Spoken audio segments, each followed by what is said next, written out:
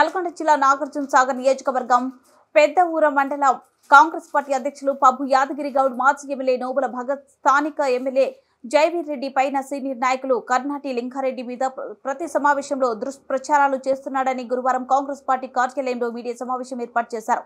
విలేకరులతో మాట్లాడుతూ గత కొన్ని రోజులుగా బీఆర్ఎస్ పార్టీ సమావేశం ఏర్పాటు చేసిన సీనియర్ నాయకులు కర్నాటి లింగారెడ్డి పైన వ్యక్తిత్వం దెబ్బతినేలా దుష్ప్రచారాలు చేయడం సబాబు కాదని మండల పార్టీ అధ్యక్షులు పబ్బు యాదగిరి గౌడ్ హెచ్చరించారు. నేను పేదఊరి మండలంలో 30 ఎకరాల భూమిని కబ్జా చేశానని అబద్ధపు మాటలు బుధవారం జరిగినటువంటి రోడ్ షోలో చెప్పడం జరిగిందని, అది నిరూపిస్తే నా యావదాసని పెద్దఊర మండలానికి రాసిస్తానని సవాల్ విసిరారు.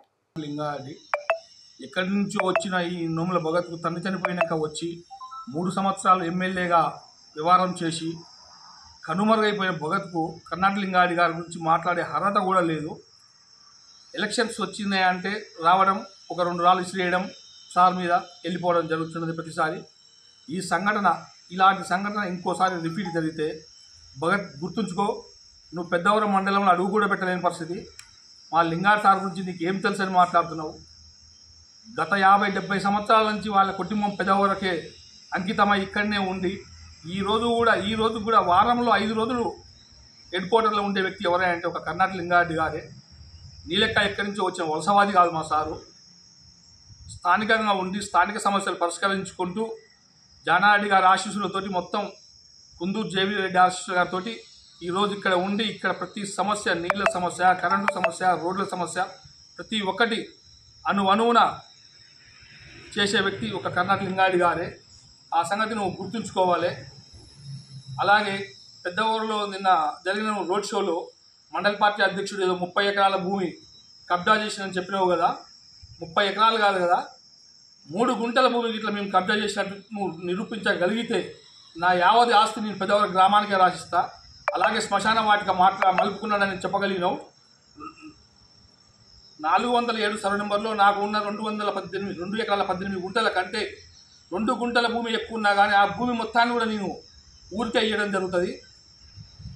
అయినా గత 10 సంవత్సరాల నుంచి మీరే అధికారంలో ఉండి, మీరే సర్పంచులు, మీరే ఎమ్మెల్యేలు, మీరే ఎంపీపీలు, మీరే జడ్పీటీసీలు, మరి నేను భూమి మలుపుకుంటుంటే నువ్వు గాడిద పనులు రుద్దినవాలని నేను ఈ సభాముఖంగా నేను తెలియజేస్తున్నాను. అలాగే ఏ రోజు కానీ నువ్వు సర్వేని పెట్టుకో, నిష్ట ఉన్న వ్యక్తిని పెట్టుకో, 1 గుంట భూమి ఇట్లా నా దాంట్లో తీయగలిగితే యావత్ ఆస్తి నీకు నా ఊరికి, నా గ్రామ ప్రజలకు నేను రాసిస్తాను కూడా నేను ఈ సభాముఖంగా తెలియజేస్తున్నాను. భగత్, నీలాంటి వాళ్ళు ఇలా చాలామందిని వస్తుంటారు పోతుంటారు, కానీ మా నాయకులు వచ్చిపోయే వాళ్ళు కాదు.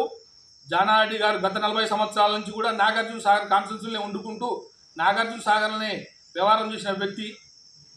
నువ్వు మా సార్ల గురించి నువ్వు ఏ రోజు కానీ నువ్వు తప్పుడు మాటలు మాట్లాడితే మాత్రం కాదు, వచ్చే ఎలక్షన్లో కూడా ఆల్రెడీ నువ్వు తట్టాబుట్ట చదువుకున్నావు. మా జైవీర్ అన్న వచ్చినాక నీ మైండ్ భ్రమించింది. 56,000 మెజార్టీతోటి నీ మైండ్ భ్రమించి మాట్లాడుతున్నావు. దయచేసి నీకు ఏదైనా ఖర్చులకు కావాల్సి ఉంటే మేము హాస్పిటల్కి పంపిస్తాం, కానీ నువ్వు దయచేసి మాత్రం తప్పుడు రాళ్ళు మా నాయకులను వేయొద్దని కూడా మేము నీకు మనవి చేస్తున్నాం. జై కాంగ్రెస్, జై కాంగ్రెస్.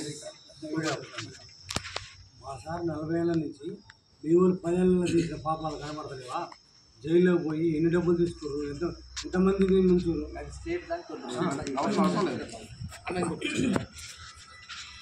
భగత్, నీ కార్యకర్తల లెక్క మేము పోలీస్ స్టేషన్లలో పంచాయతీలు చేసి, పంచాయతీలు పెట్టి ఎప్పుడు పంచాయతీ దొరుకుతా అని మేము పోలీస్ స్టేషన్ల చుట్టూ ఎదురు చూసే వ్యక్తులం కాదు.